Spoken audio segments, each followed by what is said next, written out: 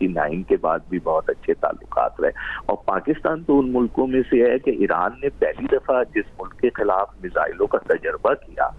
Missile जिन पर दागे वो पाकिस्तान ही था, लेकिन पाकिस्तान ने उस वक्त भी रिस्ट्रेन की पॉलिसी इख्तियार की और पाकिस्तान ने लड़ाई को बढ़ाने की पॉलिसी इख्तियार नहीं की। फिर अब हमने देखा कि ईरान की इस जंग के अंदर भी पाकिस्तान ने, जो सलामती कौंसिल का मेंबर था और खासतौर पे जून में सलामती कौंसिल का सदर था, पाकिस्तान ने भरपूर साथ दिया ईरान का और ईरान की इस लड़ाई के अंदर। तो पाकिस्तान तो अभी भी पूरी कोशिश करेगा कि इस लड़ाई को कम से कम किया जाए, ये लड़ाई खत्म हो, और वो ईरान की हिमायत करेगा। लेकिन टेक्निकली थोड़ा सा पाकिस्तान के लिए ये मुश्किल सूरत हाल पैदा होगी कि यूएई के जो ममालिक है जिनके ऊपर ईरान ने मिसाइल अटैक किए हैं अमेरिकन तंसीबात पर, अब वो आगे से क्या रिएक्शन देते हैं, क्योंकि पाकिस्तान के उन ममालिक के साथ भी बड़े बरादराना ताल्लुकात है। तो पाकिस्तान की सिचुएशन बड़ी मुश्किल है, लेकिन पाकिस्तान कभी ये नहीं चाहता कि इजरायली बैक हुकूमत जो है वो पाकिस्तान की सरहद पर आकर बैठ जाए और पाकिस्तान के लिए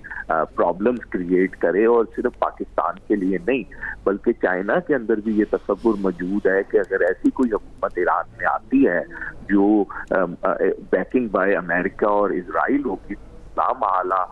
ईस्ट पाकिस्तान मूवमेंट जो है उसकी बैकिंग करेगी और चाइना के लिए मजीद परेशानी खड़ी करेगी। तो पाकिस्तान तो पूरी ये कोशिश करेगा कि इस लड़ाई को जल्द से जल्द खत्म किया जाए, और वो ये भी कोशिश करेगा कि ये लड़ाई फैलने ना पाए, और ये भी कोशिश करेगा कि मुसलमान मुल्कों के अंदर किसी किस्म की ऐसी कोई नई लड़ाई डेवलप ना हो जाए जिसकी वजह से पाकिस्तान के लिए कोई पोजीशन लेनी पड़े। तो पाकिस्तान सिफारती सतह पे पूरी कोशिश करेगा कि ये इस मसले का जल्द से जल्द हल हो और ये मसला जो है खुशसलूबी से तय हो जाए। पाकिस्तान ने तो पहले भी फैसिलिटेट किया, हमने देखा कि ट्रम्प साहब ने यहाँ तक भी कहा कि आसिम मुनीर साहब जो हैं वो मेरे से ज्यादा ईरान को जानते हैं। इसका मतलब है कि उन्होंने कोई ना कोई ऐसा मशवरा दिया था, कोई ऐसी बात उठाई थी जिससे वो ये चाहते थे कि ईरान और अमेरिका के ताल्लुकात मजीद ना बिगड़ें। तो पाकिस्तान अपनी पूरी कोशिश करेगा, और पाकिस्तान क्योंकि अभी भी सलामती कौंसिल का नॉन परमानेंट मेंबर है, तो पाकिस्तान पर वहां पर भी एक जिम्मेदारी आती है कि जब इसके ऊपर वहां पर बहस होगी और किसी किस्म की करारदाद पास होगी तो पाकिस्तान का वहां पर भी एक बुनियादी रोल होगा। और पाकिस्तान जो है वो अभी हमने देखा है कि गजा के मामले में जितनी भी करारदादें वहां पे पेश हुई वो सब की सब पाकिस्तान ने पेश करी, और पाकिस्तान उसके अंदर मेन प्लेयर के तौर पे सामने आया। तो पाकिस्तान अभी भी पूरी कोशिश करेगा कि ये मामला जो है ये किसी तरह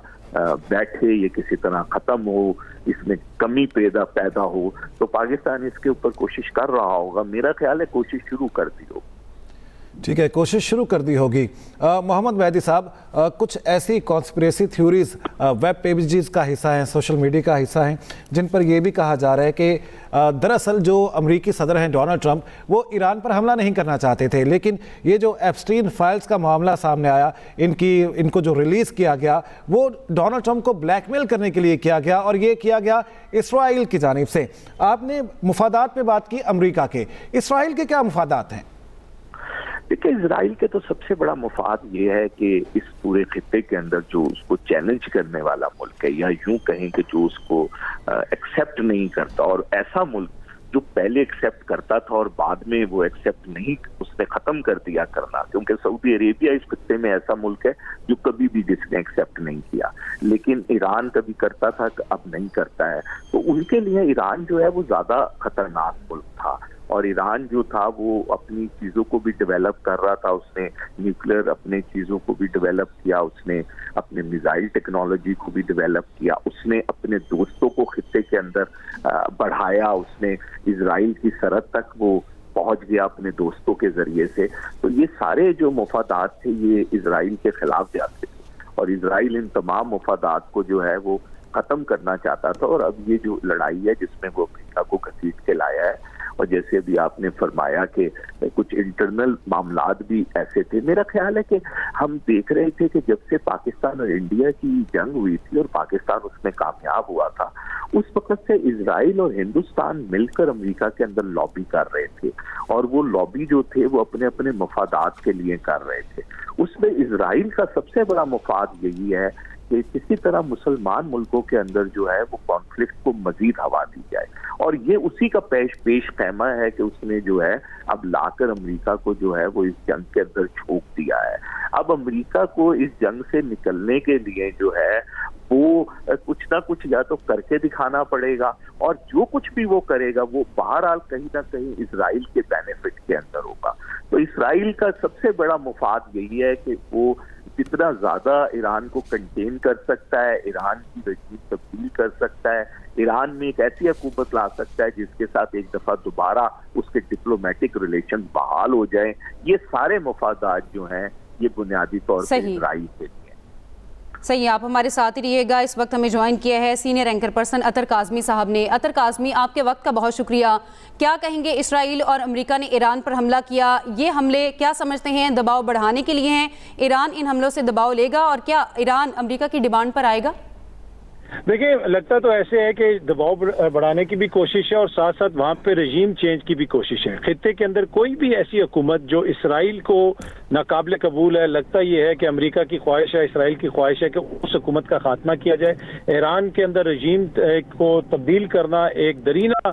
خواہش ہے اسرائیل کی بھی اور امریکہ کی بھی، اور صدر ٹرمپ صاحب نے جو 8 منٹ طویل اپنا ویڈیو پیغام جاری کیا، اگر آپ اس کو بھی سنیں تو اس میں بھی انہوں نے ایرانی عوام سے اپیل کی ہے کہ ہم ٹارگٹ کریں گے آپ کی حکومت کو، امپورٹنٹ شخصیات کو، اس کے بعد آپ باہر نکلیں اور اقتدار ان لوگوں سے چھین لیں۔ ساتھ ساتھ انہوں نے اپنے فوجیوں کی جانے کے خدشے کا بھی اظہار کیا ہے۔ تو عین ممکن ہے کہ کیا پتہ لمیٹڈ یہ کوئی بوٹس وغیرہ بھی گراؤنڈ پہ اتاریں، لیکن لگتا یہ ہے کہ یہ جو حالیہ کارروائی ہے اس کا بنیادی مقصد یہ ہے کہ ایران کے اندر ایران کی حکومت کا خاتمہ کیا جائے اور وہاں پہ رجیم چینج کی جائے۔ اب یہ اس میں کس حد تک کامیاب ہو سکتے ہیں، مجھے نہیں لگتا کہ چند دنوں کے اندر یہ کامیاب ہو سکیں گے، لیکن خواہش فی الحال امریکہ اور اسرائیل کی یہی نظر آ رہی ہے۔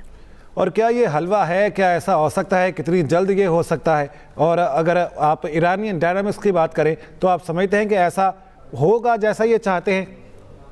نہیں، مجھے نہیں لگتا کہ اتنا یہ آسان ہوگا، لیکن ان کی خواہش تو یہ پوری ہوگی۔ اور جس طرح میں نے پہلے بھی عرض کیا کہ امریکہ اور اسرائیل کافی عرصے سے یہ کوشش کر رہے ہیں کہ کسی طریقے سے وہاں پہ حکومت کا خاتمہ ہو، اور پھر حالیہ عرصے میں اگر آپ دیکھیں کہ بورڈ آف پیس بنا، ٹرمپ صاحب اس کے چیئرمین بن گئے، تو اسرائیل نے جو کارروائیاں کی فلسطین کے اندر اس کو بھی ایک طرح سے انہوں نے تحفظ دینے کی کوشش کی۔ اب اس بورڈ آف پیس کے چیئرمین نے ایران کے اوپر حملہ کر دیا، اور اس میں امپورٹنٹ چیز یہ ہے کہ پاکستان کو بھی ویجیلنٹ رہنا پڑے گا، اس لیے کہ اگر اسرائیل نواز وہاں پہ حکومت آ جاتی ہے تو پھر ہمارے اس بارڈر کے اوپر بھی ایک دشمن قوت آ کے بیٹھ جائے گی۔ تو مجھے لگتا ہے کہ خطے کے ڈائنامکس پہ بھی اثر پڑے گا۔ کتنی جلدی ایران کے اندر رجیم چینج ہوتا ہے وہ فی الحال کہنا قبل از وقت ہوگا، لیکن جتنا آسان امریکہ اور اسرائیل سمجھ رہے ہیں مجھے اتنا آسان نظر نہیں آ رہا۔